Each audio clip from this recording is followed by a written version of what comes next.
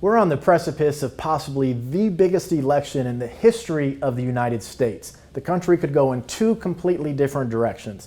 I'm here to help you understand how the election could impact your retirement at this stage of your life.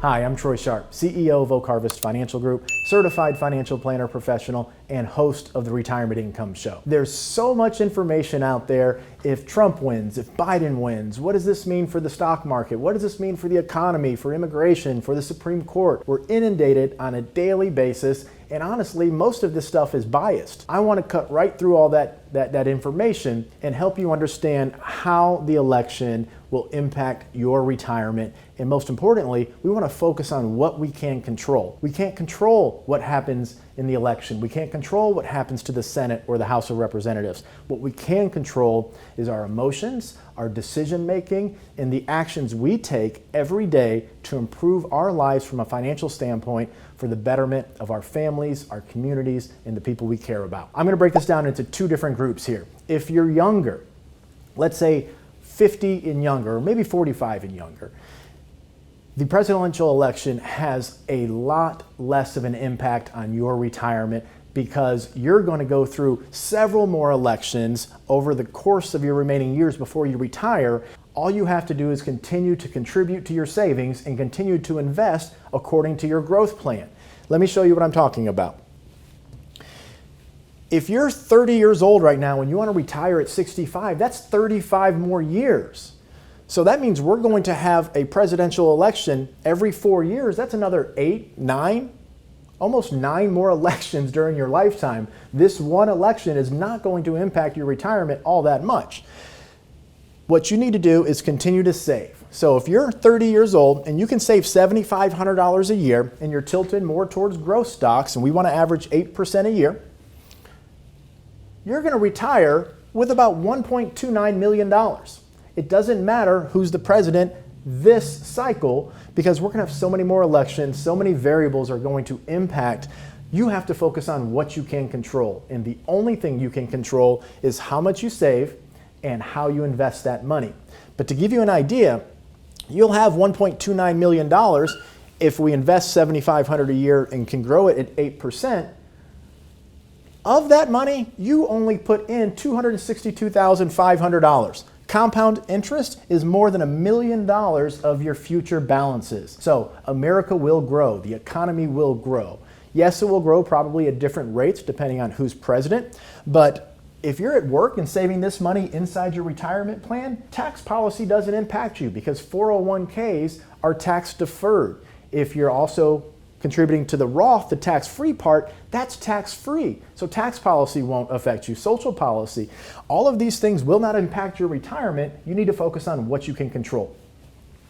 Now, if you are closer to retirement, let's say 50, 55, 60, 65, maybe 70 years old, this election will have a greater impact on your retirement, specifically in the area of taxes and also what we considered to be step 5 of our retirement 360 process, estate planning.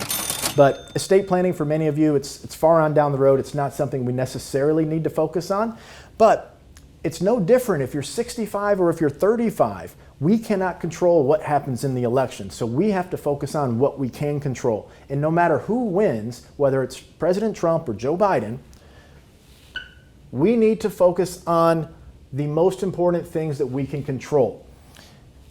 First 3 steps of our retirement 360 process do not change irrespective of who wins the presidency. You still will need to manage risk in your retirement. You will need an investment plan that manages risk. Money is nothing more than a resource that gives us the freedom to do the things that we want to do in retirement. So yes, we need to protect our hard-earned money. And the variables will change numerous times throughout the course of your retirement. Again, this is not the only election you'll go through over the next 20, 30, 40 years. We will need a risk management and investment plan. An income plan. Income planning is very simple. We have several different accounts. Some of them are tax deferred, like retirement accounts. Some of them are savings, which we call non-qualified. And some of them hopefully are tax-free, which are your Roth accounts. An income plan says we need to take this much out of this account, this much from this account to manage our taxation and also make sure that we don't run out of money. I've sat with thousands of families over the course of my career, many of them just like you, and we all have the same questions. Do I have enough? Can I retire? How long will my money last? How do I pay less tax? And if something happens to me, will my family be okay? The only way we can control those questions and answer those questions is by having a financial plan. And no matter who wins the presidency, you still need that financial plan. And the financial plan should be surrounded first and foremost around these three parts. Investment plan, an income plan, how much do I take, when do I take it, and then a tax plan. Now, taxes are something that's very important.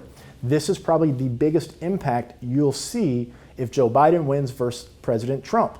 Under current law, we have much lower tax rates than we've ever had and wider tax brackets in your lifetime that allows us to take more money out of those tax-infested retirement accounts and either do Roth conversions, or live on that money. If you don't have an income plan, if you don't have a tax plan, feel free to reach out to us at the office here and allow us to help you build a tax plan that'll help you save taxes over the course of your retirement, or an income plan. Having a written income plan where you know where your money's coming from, how long it will last, how much you can take. A lot of times we'll build these income plans where we'll have more coming to you in the first 5 or 10 years of retirement with the intention of tapering that down. Income plans need to be customized because your retirement is unique to you. So having a tax plan and an income plan, extremely important when it comes to retirement, and being able to adjust that plan on an ongoing basis is equally as important. So if you don't have someone helping you out with this, maybe you do, but they're not providing this level of service, feel free to reach out to us. We're glad to help you, glad to talk to you, and help guide you along the path during these uncertain times. Moving on from there, we still will need a healthcare plan. Healthcare costs, no matter who wins the presidency, are still increasing at an exorbitant rate in this country. Medicare Part B premiums are going up an estimated 8% per year over the next few years, regardless of who wins the presidency. We also will need an estate plan. Right now, you can pass away with over $25 million and pay no estate taxes. Joe Biden has made very clear that he thinks that is way too much. They want to come after and they want to tax your assets whenever you pass away. And it wasn't too long ago that if you died with anything more than $600,000, the government took nearly half of it. So this will need adjusting, but the estate tax law in this country changes historically about every 10 years. Even if Joe Biden wins and he changes the estate tax law, it'll probably change 1 or 2 more times throughout your life. So we need a plan, we need something that can adjust, something that's fluid, and understand that we focus on what we can control. Now, the stock market. Everyone wants to opine on what will happen to the stock market under both presidencies. I'm not going to go there, but what I'm going to focus on is the support that both presidents will have, or either president, whoever wins, from the Federal Reserve, which is why, for a lot of reasons, the stock market is more focused on what the Federal Reserve is doing than who's necessarily going to be president. Let me show you. So this is a chart from the St. Louis Fed, which shows the total assets the total assets of the Fed balance sheet. That's the blue line right here. So this is 2012 all the way through 2015. So this is the quantitative easing years when the Federal Reserve was printing money, putting it into the economy. It directly and indirectly went into the markets. And as the blue line rises, the stock market tends to follow it. This is why we say in the financial world, don't fight the Fed. This is a more recent chart from 2018 through September of 2020. See the blue line? The Federal Reserve started contracting the balance sheet, meaning they were not printing money and putting into the economy, they were buying back those bonds that they had put out there. So as the Federal Reserve contracts the balance sheet, the stock market struggles.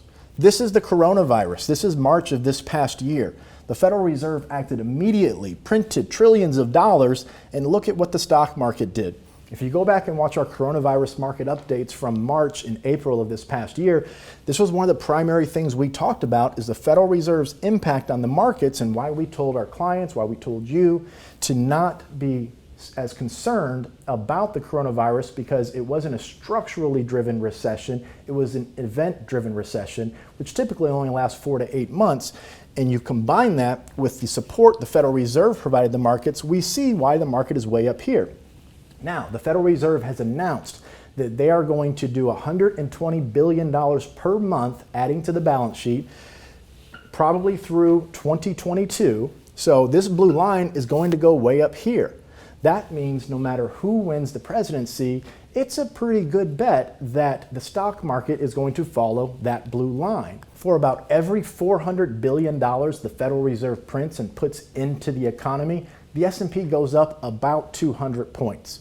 So, based on what the Federal Reserve has said they're going to do, we can reasonably estimate that no matter who wins, the S&P 500 is probably going to be right around 4,400 or so. That's a decent number to look at in about 12 months. Let's call it Christmas of 2021. So, covered a lot of information here. I want to focus on two main things. One, no matter if you're younger or older, whoever wins the presidency, let's focus on what we can control. If you're young, continue to save, continue to invest, continue to look out for the future, because the more money you save, that means the more freedom you'll have in your 50s, 60s, 70s, and beyond. And if you're in retirement or close to retirement, the things that we can focus on are your investment strategy, your income plan, and your tax plan first and foremost. Those priorities do not change no matter who wins the presidency. The strategies we implement inside your retirement plan, or you should be implementing, they will change, they will adjust, but one of the most important things you can do is have a partner that you trust in retirement, that you can rely on to help you make these adjustments, to do them on your behalf, and to work with you as economic policy, tax policy, and political regimes come and go throughout the rest of your retirement. So, if you like this video, please hit the thumbs up, hit the subscribe button, and share it with a friend or family member so we can keep them more connected to their money as well.